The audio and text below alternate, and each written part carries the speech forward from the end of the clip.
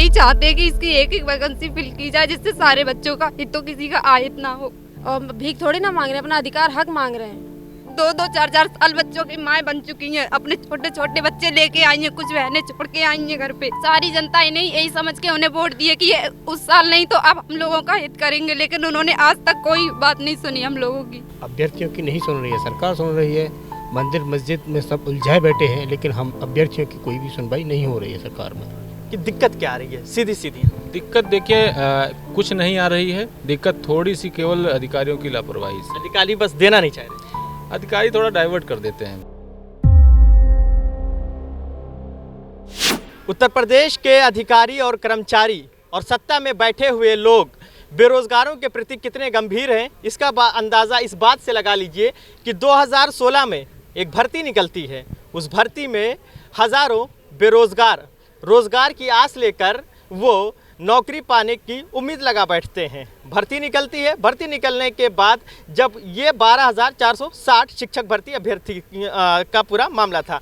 अब जो 2016 में भर्ती निकली थी, उस भर्ती में 6,000 सीटों की मांग को लेकर पिछले 5 से 6 साल से यहाँ पे लगातार अभ्यर्थी जो पूरे राज्य उत्तर प्रदेश के अलग अलग ज़िलों से आकर राजधानी लखनऊ में धरना करते हैं। उनकी मांग है कि 6,000 सीटों को पूरा किया जाए, यानी एक सरकार का 5 साल का जो कार्यकाल होता है वो मुकम्मल हो जाता है, मगर एक भर्ती प्रक्रिया पूरी नहीं हो पाती है। तस्वीर हम दिखा रहे हैं राजधानी लखनऊ के इको गार्डन से, जहाँ से विधानसभा यहाँ से मात्र 8 से 10 किलोमीटर दूर होगा। सत्र चल रहा है, पूरे प्रदेश के भविष्य को बेहतर बनाने की बात की जा रही है, मगर यहाँ पे बेरोजगार अभ्यर्थियों की बात वहाँ तक नहीं पहुँच पा रही है।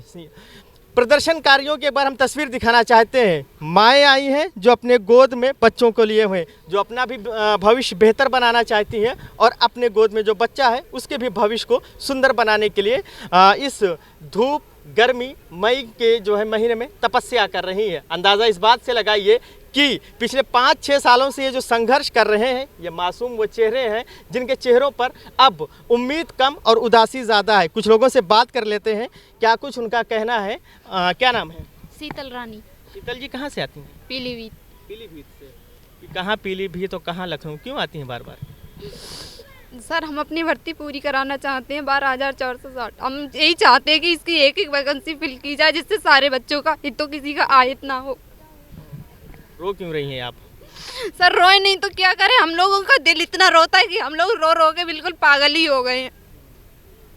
योगी सरकार तो कहती है कि हमने महिलाओं को बहुत रोजगार दिया, महिलाओं का सम्मान करते हैं। सर रोजगार दिए होते तो हम सब लोग क्यों भटक रहे होते। हम में से आधी बहनें तो ऐसी हैं जो बेचारी इन 5 सालों में 2-2 4-4 साल बच्चों की माएँ बन चुकी हैं, अपने छोटे छोटे बच्चे लेके आई हैं, कुछ बहनें छोड़ के आई हैं घर पे।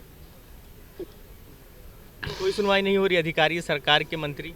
सर अगर वो लोग सुनते होते तो अब तक हो नहीं गई होती ये भर्ती। वो लोग सुनते ही नहीं है, कभी ये कहते हैं कभी वो कहते हैं, अब बाकी के कामों में लगे रहते हैं। हम लोगों की तरफ किसी का ध्यान ही नहीं है कि इन बच्चों को भी कुछ किया जाए जिससे इनका भविष्य संभले, इनकी ज्वाइनिंग कराई जाए नहीं कराई जाए। इस चीज़ पे वो लोग ध्यान ही नहीं दे रहे हैं। हम सब लोग ऐसे ही यूँ ही भटक रहे हैं। कोई सुनवाई करने वाला नहीं। सुनवाई करने वाले होते तो अब तक तो ये 5 साल बीत चुके हैं, 6ठा साल लग चुका है तो हो ही जाती है अब तक तो। उत्तर प्रदेश के मुख्यमंत्री पूरी यूपी की जनता का खुद को अभिभावक कहते हैं, तो क्या अभिभावक को अपने बच्चों की नहीं सुननी चाहिए? जरूर सुननी चाहिए सर, लेकिन वो तो सुनते ही नहीं है। मतलब पिछले साल भी उनकी सरकार बनी थी, इस बार भी बच्चों ने सब बच्चे क्या सारी जनता ही नहीं यही समझ के उन्हें वोट दिए कि ये उस साल नहीं तो अब हम लोगों का हित करेंगे, लेकिन उन्होंने आज तक कोई बात नहीं सुनी हम लोगों की। सर मैं ये शीतल की तरह और भी तमाम लोगों की कहानी है जो उम्मीद अब आंसू बन के छलक रहे हैं। क्या नाम है? नेहा सक्सेना। नेहा जी कहाँ से? मैनपुरी से आया। मैनपुरी जी। आंखों में आंसू क्यों? 5 साल से लंबित है ये वैकेंसी, अभी तक पूर्ण नहीं किया गया है। शादी नहीं हुई थी, अब 2 बच्चे हैं, घर पे छोड़ के आए हैं, तो समस्या तो होती है। तो अगर इसका निस्तारण हो जाए तो बहुत अच्छी बात। जिम्मेदारियों का बोझ। बिल्कुल। 5 साल हो गए हैं, लगता नहीं है कि जिस तरीके के अधिकारियों का रवैया है, सरकार का रवैया है, ऐसे तो सालों पे साल गुजरते जाएंगे, उम्र गुजरती जाएगी, वक्त गुजरता जाएगा, मगर परिणाम नहीं आएगा और तकलीफ में ऐसे दिन गुजरेंगे, समाधान कैसे हो? सरकार चाहेगा तो सब कुछ संभव है। अगर वो चाहें तो इस मामले को कंसीडर करें और हम लोगों की समस्याओं का निस्तारण करें। क्या नाम है आपका? माधुरी देवी।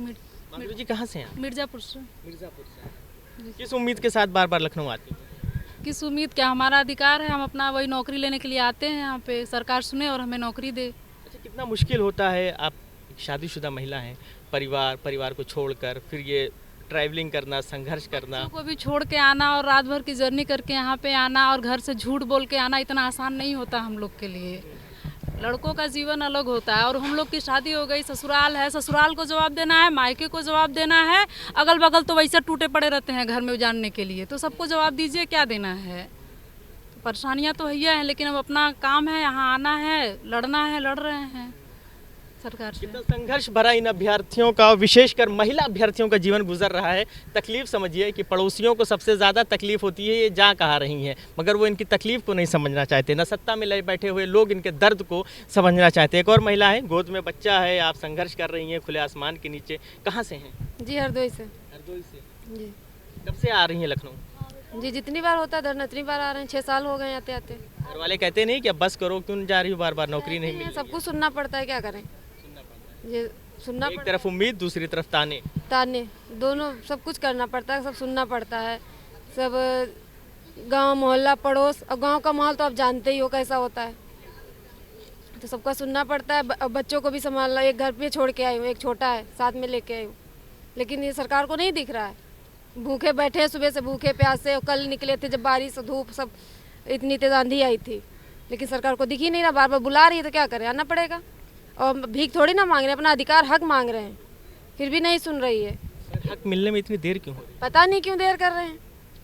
पिछली पूरी पंचवर्षीय योजना उनकी निकल गई, अब दोबारा आस लगाई थी कि शायद अब की बार बन जाए तो शायद हम लोगों का कुछ भला कर दे, वो भी नहीं सुन ही नहीं रहे हैं। अब तो ये है कि धरना बस चलता ही रहेगा, अगर नहीं सुनवाई है तो बंद नहीं होगा, अनवरत यहीं से बाहर तक निकलेगा। ये धूप बारिश तूफान के आगे हौसले टूटेंगे? नहीं, बिल्कुल नहीं टूटेंगे। जब तक नियुक्ति पत्र नहीं मिलेगा नहीं हटेंगे यहाँ से, बिल्कुल नहीं हटेंगे। जब तक नियुक्ति पत्र नहीं मिलेगा नहीं हटेंगे। तस्वीर देख लीजिए, आगे बीच में भी कुछ लोग बैठे हैं, हम चाहेंगे कि उनसे भी बात किया जाए, क्योंकि सब अलग अलग जनपदों से लोग हैं, सबकी अपना अलग अलग तकलीफ़ें हैं और सबको कहीं ना कहीं आस है। भाई साहब बैठे हुए हैं, पूछते हैं, क्या नाम है भैया? मेरा नाम सर उदयवीर सिंह है। अच्छा, सिंह जी कहाँ से हैं? मैं मथुरा से आया हूँ सर। अच्छा, तो क्या प्रदेश के किंग आपकी नहीं सुन रहे हैं? सर कोई भी नहीं सुन रहा सर। 2016 में वैकेंसी निकाली गई थी, आधे पदों पर नियुक्ति दे दी गई, लेकिन हम लोग यहाँ आज तक सड़कों पर भटक रहे हैं और नौकरी की तलाश में सर कई बार यहाँ पर आ चुके हैं, लेकिन हमारी कोई सुनवाई नहीं हो रही सर। बात करते करते आपके जितने अभ्यर्थी हैं सबका गला भर जाता है, आंखें छलक जाती हैं। सर हर किसी के सामने परिस्थितियाँ हैं सर, इतना टाइम हो गया सर। कुछ साथी तो बिल्कुल ओवर एज होने वाले हैं, लेकिन नियुक्ति नहीं मिल पा रही सर। सब लोग दुखी हैं, परेशान हैं। ये सरकार किसी की भी नहीं सुन रही है सर। दूसरा कार्यकाल भी शुरू हो गया योगी सरकार का, जाहिर सी बात है वोट दिया है तभी सरकार बनी है, तो अब लगता नहीं कि सरकार की भी जिम्मेदारी है कि भाई अब वोट मिल गया, सरकार बन गई, सुने। सरकार सर अभ्यर्थियों की नहीं सुन रही है, सरकार सुन रही है।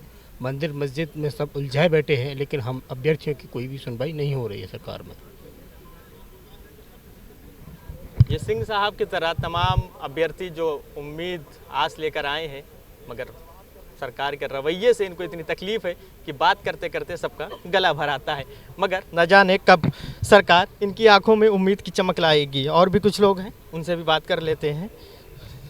तस्वीर देख लीजिए कि धरना करते करते, संघर्ष करते करते एकदम जो स्थिति है वो क्या है, बाल एकदम सफ़ेद हो चुके हैं, फिर भी कितनी उम्मीद है?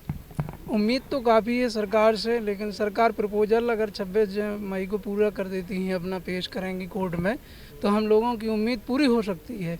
लेकिन सरकार ना करे तो उम्मीद कहाँ से पूरी होगी। हम तो दर दर भटक ही रहे हैं, कोशिश कर रहे हैं, कोशिश हमारी संघर्ष है, लेकिन सरकार की मर्जी के ऊपर है। सरकार, हमें आशा है बहुत कि सरकार जल्दी से जल्दी कर दे। हम किससे लड़ने जाएं? मान लीजिए माता पिता समझ लो या कोई गुरु समझ लो, तो हम सरकार से ही लड़ सकते हैं, उन्हीं से मांग सकते हैं।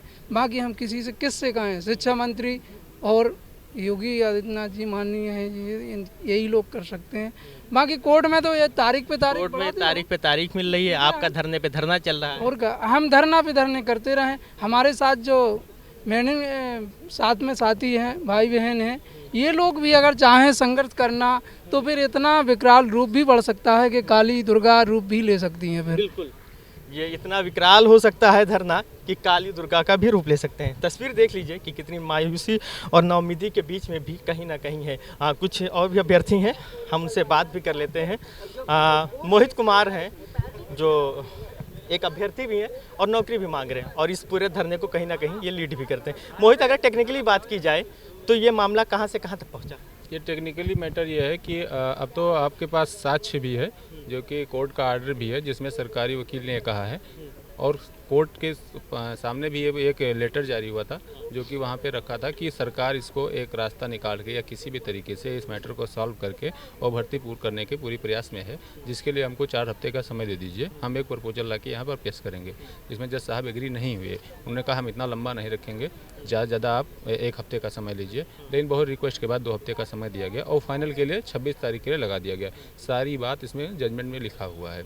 अब इसमें यह है कि सरकार को प्रपोजल लगाना है, लेकिन हम लोग अधिकारी से, मंत्री से, सभी चीज़ लोग से मिल रहे हैं, तो वहाँ थोड़ा रवैया ढीला चल रहा है। इससे हम ये चाह रहे हैं कि 26 को लगा हुआ केस, तो 25 को 24 तक तो कम से कम 90% काम हो ही जाए, जिससे कि 25 तारीख को पेश करके और एजी साहब को या कोई भी सरकारी काउंसिल को खड़ा करके इसको मामला को आसान भाषा में ये बताइए कि दिक्कत क्या आ रही है? सीधी सीधी दिक्कत देखिए, कुछ नहीं आ रही है। दिक्कत थोड़ी सी केवल अधिकारियों की लापरवाही से। अधिकारी बस देना नहीं चाह रहे, अधिकारी थोड़ा डाइवर्ट कर देते हैं।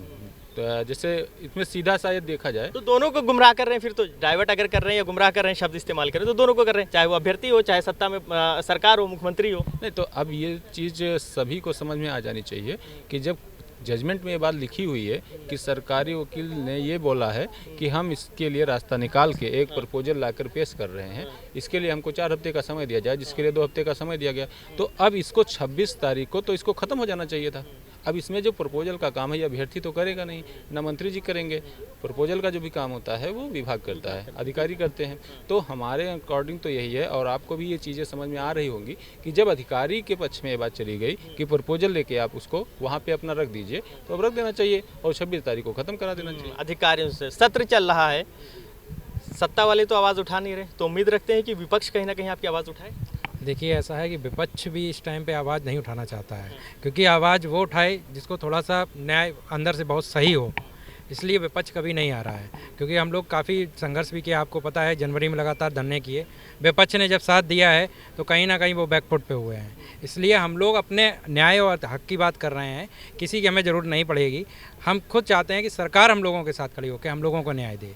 हम किसी के दूसरे के दरबारे जाने से अच्छा है, जहाँ कुछ मिलना नहीं है तो जहाँ से न्याय मिलना है वहाँ हम लोग खटखटा रहे हैं, वो ज़्यादा अच्छा है।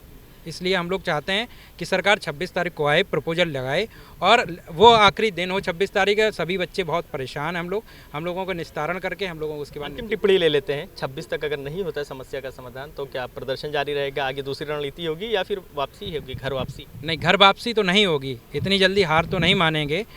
उसके बाद क्या होगा 26 को हम लोग देखते हैं। अगर प्रपोजल नहीं भी लगाती है तो हम लोग आगे की रणनीति क्या करेंगे उसके बाद देखते हैं, बाद में तय करेंगे। ठीक है, भर्ती निकले हुए 5 वर्ष हो चुका है। ये कह सकते हैं कि ये भर्ती पूरी 5 वर्षीय योजना बन चुकी है, मगर अभी तक इसका समाधान नहीं निकल रहा है। अब देखने वाली बात ये काफ़ी अहम होगी कि 26 तारीख को क्या इस समस्या का समाधान होता है या फिर से इनसे एक नई तारीख मिलती है। ये तो आने वाला वक्त ही बताएगा। वीडियो जर्नलिस्ट सनी गुप्ता के साथ फरीदुल हसन, #भारत न्यूज़ लखनऊ।